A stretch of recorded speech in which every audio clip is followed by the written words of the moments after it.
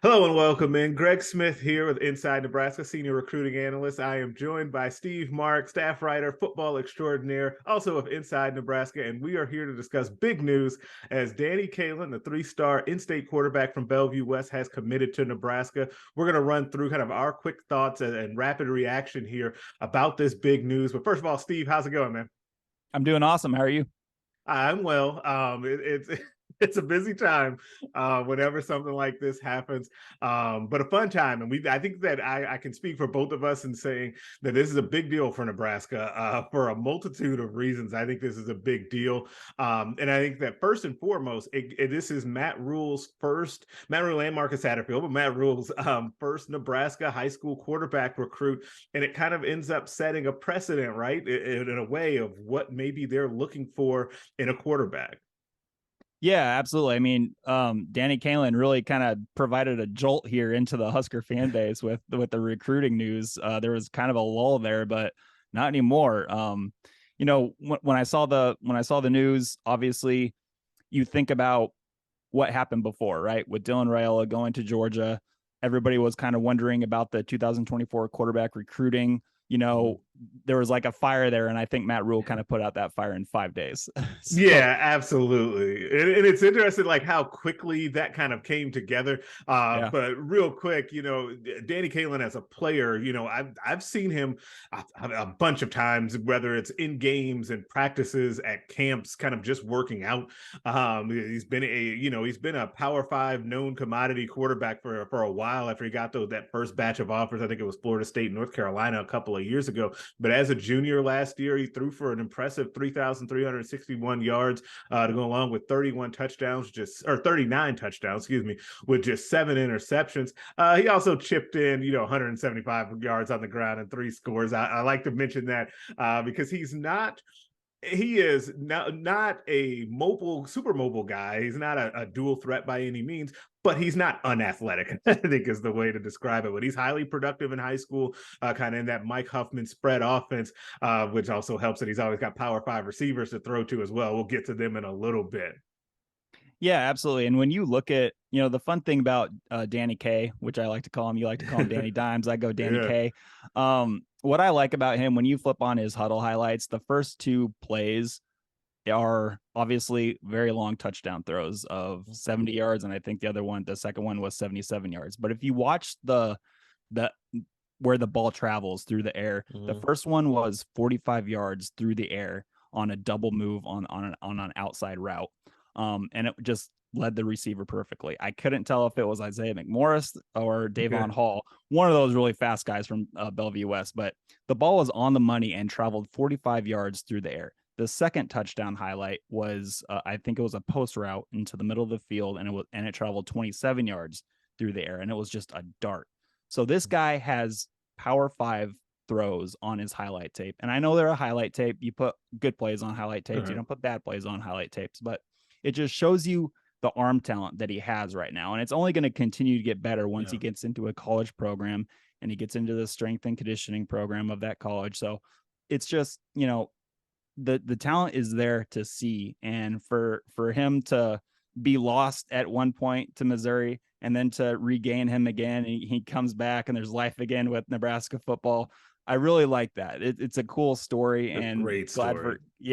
glad for Danny K to come here, and he raised a Husker fan and everything, I'm sure. So the talent is obviously there, and I'm really interested to get into the discussion, Greg, about how he fits into Nebraska's quarterback room, because right now with Jeff Sims, Heinrich Harburg, Chubba Purdy, he doesn't really fit along with those three guys who can make something out of nothing with their legs. I'm not saying Danny K, like you said, he's not a statue in there. He's obviously an athletic guy. Mm-hmm. He can pick up some yards on the ground with his legs, but he's really a stretch the defense down the field with his Yeah. arm type guy first. Yeah, and get you with play action, that type of a guy. And I do think that, it's a really unique situation because I said it really sets a precedent because now we kind of maybe this give us a glimpse as to where Matt Rule and Marcus Satterfield want to take the offense in the future. Like it seems like that might be the case, right? Because like you said, you laid out those three quarterbacks that are on the roster right now. And is that a situation where those are the types of guys that they need right now to get by as they reshape the thing that I don't feel like we ever go a video without talking about the offensive line as they reshape the offensive line? Is it a situation where Sims is the best fit for that?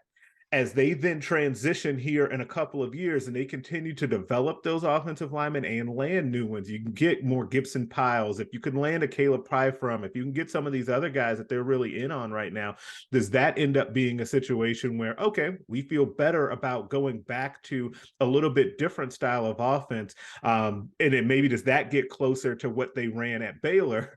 Was a Charlie Brewer, you would know this better than me, that who was not as necessarily a statue, but also was a guy that could really throw the ball around, similar to Danny Kaelin in that way.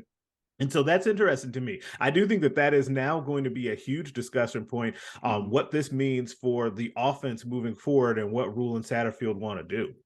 Yeah, I think the addition of Danny K really, I need to say his last name, Danny Kaelin. Really, awesome. I love Danny K as a nickname. Yeah. I think the addition of Kaelin really makes me think about the future of the offense and what Matt Rule and Marcus Satterfield truly want it to be. Because right now, like you talked about, Greg, I think when you have somebody like Jeff Sims, he can put out a lot of fires. He can be an eraser for a bad offensive line. And I'm not saying Nebraska's offensive line is going to be bad, but I think they need to show something. They need to show that they can take a step forward in a second year under Donovan Raiola, the O-line coach. So, if you're going into your first season as the head coach and as the OC, and you're looking across the offense and you're seeing an offensive line that didn't have the greatest season last year, and you're trying to pump confidence into them this spring, like we saw Matt Rule wanting to do. He said a lot of really great things about the offensive line, and that's fine.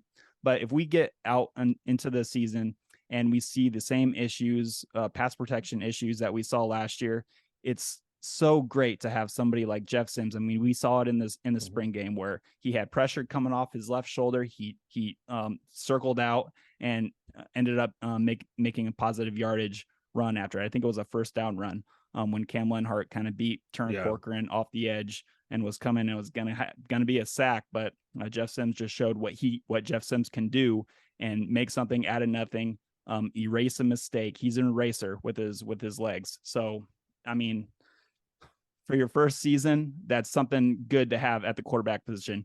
But moving on, if once you get some season under your belt, once you get some offensive linemen that you recruit yourself and you are confident in, and once you get them out there and you're confident in pass protection, that's when you can start introducing somebody like Danny Kaelin, who just is a thrower first, a runner second, and I think Jeff Sims might be a runner first and a thrower second. So, I mean, I'm not trying to say anything bad about Jeff Sims right now, but because I think he can do both things very well, obviously. But with Danny Kaelin, I think that's a quarterback you can really project a couple of seasons down the road here and be like, that's somebody who can stretch a defense down the field, and that's just going to open up so many different things for an offense. Yeah, it really does. And considering the one thing that I do think will be constant, regardless of the type of quarterback that they have, is the ability to kind of mix and match personnel, to be able to use different guys.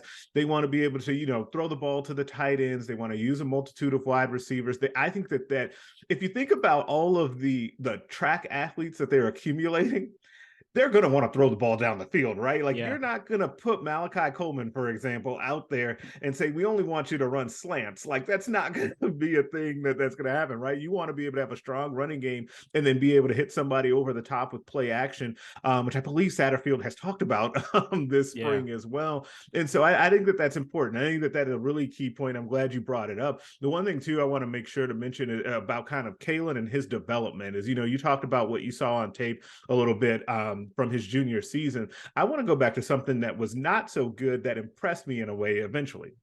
So when he got those initial offers, remember, from Florida State and I believe North Carolina, it was before his sophomore season, and then he ended up kind of splitting time. I think as they went towards the state championship and kind of had a rough year, right?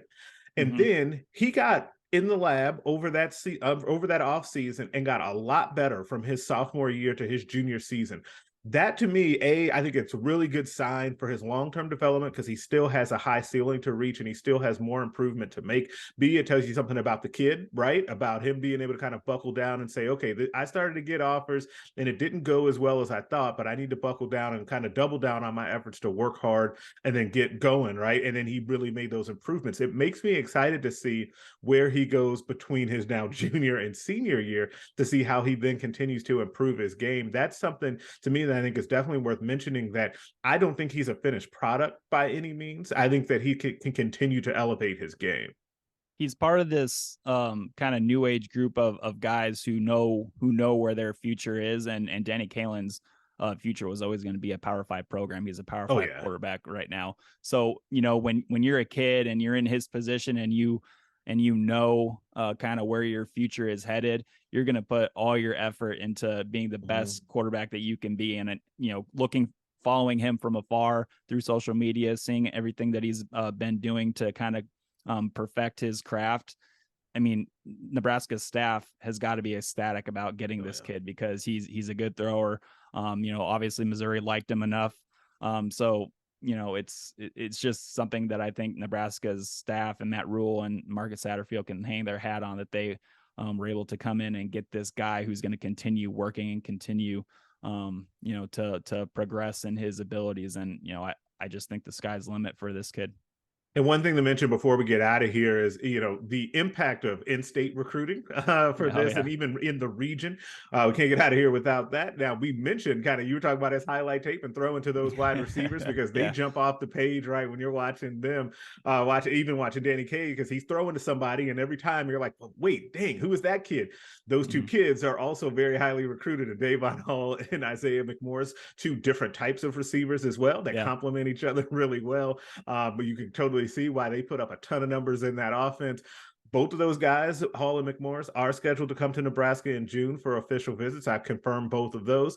I would not be shocked now if Danny Kaelin also pops up on my visit list for that same weekend, so that they all can be in Lincoln and kind of see how things could, envision how they could do what they're doing in high school at the collegiate level. It is a huge bump for that, right? Because while Nebraska is in the fight with both of them, they still had work to do because there are other really good programs after them. I also kind of wrote my analysis piece that it wouldn't shock me at all if one of Danny Kaelin's first texts or calls in state was Caleb Pyfrom to say, hey man, I need somebody to protect my blind side in college. You're the perfect guy to do that. He's also scheduled to come in for an official visit early next month. And then, of course, I can't not mention Carter Nelson, who I think everybody will be wondering about whether or not they have a good relationship. They probably do, because Danny Kaelin is very popular. And so it's just that in-state recruiting will really get a nice bump because of that. And I think within the region, it'll help as well because he's well known within the region, because good quarterbacks are always well known in their classes.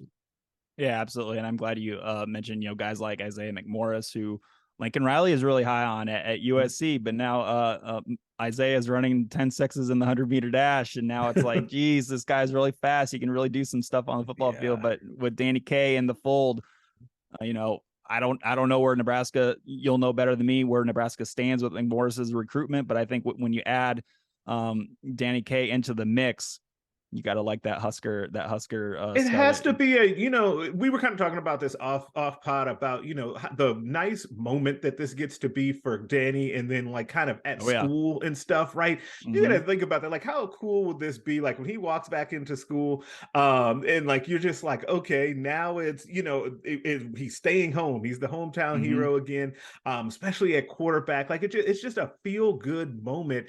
And it gives Rule and his staff a thing to say, hey, we really do want to focus on what's happening here at home. Yeah, and remember a couple seasons back when, the state was loaded with talent again, and a lot of them left the state to other programs. it was a cool thing to not go to Nebraska. Yeah. Back then it was, but right now with Matt Rule kind of changing that narrative and being the cool new thing. I mean, that's what you get with new hires. They have that momentum behind them. With Danny Kaye flipping from Missouri to Nebraska, it's going to be the cool thing to commit to Nebraska right now. If you're a highly rated in-state guy, Danny Kaye is going to help change that narrative. It's going to be the cool thing to, if you're committed somewhere, flip to Nebraska, or if you're deciding somewhere to commit to Nebraska, it's going to be the cool thing. I really think that. And that's absolutely a great point, and it's one of the things that Nebraska needs to get to. The net. This is just one step in that direction, and I agree with you.